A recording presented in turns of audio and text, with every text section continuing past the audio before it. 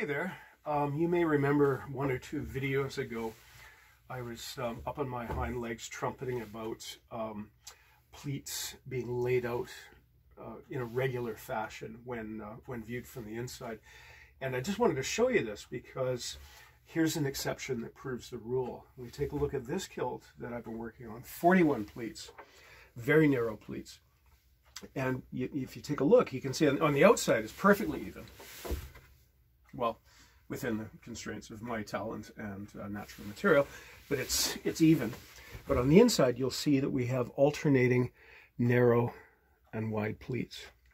Now, the key there is that it's uniform across the length. And the reason why that's the case is because when I decided to pleat to the stripe, I chose that stripe. That's 9.5 inches apart, which is very deep, as I've said elsewhere. Leaves a very deep pleat, and again, the high risk of a sawtooth effect on the lower side. So I decided to split that, but I didn't want the central feature of the alternating pleat to be that red line. So I chose the blue line beside it. There. Now that's no longer centered, right? That would be the center, exactly the center, I believe. But now it's slightly off center. And that is what's produced that alternating narrow and wide. But again, because it's regular throughout the piece, it clearly shows that this was planned. It was not an accident. So there we go. Now while we got the kilt in front of me, I'll just show you a little more detail on setting up the canvas. Now my goal today is I pleated this in a marathon 15-hour session yesterday. 12 hours. Yeah, 7 in the morning till 7 at night.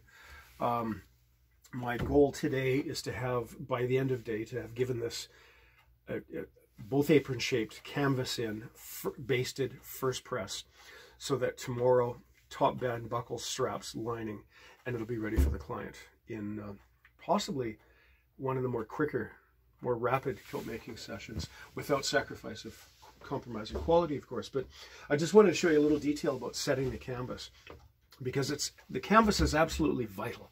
It is the foundation.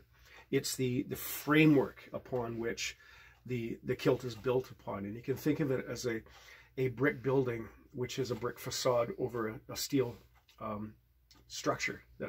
It's directly analogous, however that's pronounced. And it's important, therefore, that the canvas is one continuous piece from the buckle to the strap. And I see all sorts of departures from that where people don't understand what they're doing. So what I've done is I've cut, there's our buttonhole, and I've trimmed back these pleats behind it so that they come up to just past the buttonhole, because we want this to slightly overlap so we don't have a gap. So I'm just going to pin that down. And now the canvas is racing away in this direction, so I've marked about there. I've placed a pin, and I'm folding, and I'm not cheating, or I'm not scrimping. There's about a 3/8 of an inch overlap there, because if it's too narrow, it's going to be a hard little point, and the customer is going to feel it against their back. And then I measure to where it races off again. This time I'm setting it without using a pin. And once again, there it is. As soon as I find that pin that I've got lurking. This is why, incidentally, I didn't talk about pins in my tools of the trade. I should have discussed them with the needles.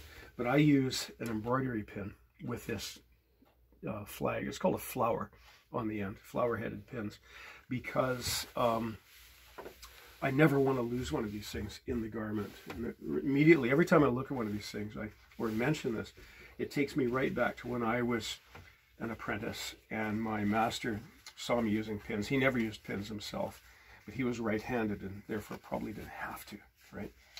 And he didn't forbid the practice, but he also made it absolutely clear to me that if he ever learned that a customer had found a pin that I had left in the garment, he would watch me eat the thing. And to this day, I can wake up from a sound sleep with sort of a cold feeling of dread as the thought of that dry West Highland voice saying, "Oh, what hand made this?" Just makes me shudder. So there we are. As you can see, I've laid it out and radiused it like that. And you've seen elsewhere how I sew this down. I do I'll measure, I'll lay out lines to sew by, basically at the halfway point, 2.5 inches, because that is centered on the strap and the buckle. And then I'll do herringbone back and forth, and then overlapping stitch as the herringbone goes by, so that each of these is sewn down. And that creates a belt, again, that is one continuous piece from the buckle to the strap, so it has the greatest structural integrity, the greatest strength. And because it's wide like this, rather than the narrow straps, the narrow canvas strip so often used, which usually only goes between buckle and really doesn't accomplish that much, this provides a broader footprint in the engineering terms, and it makes it more comfortable. So there we go, bunch of lessons. Cheers, thanks.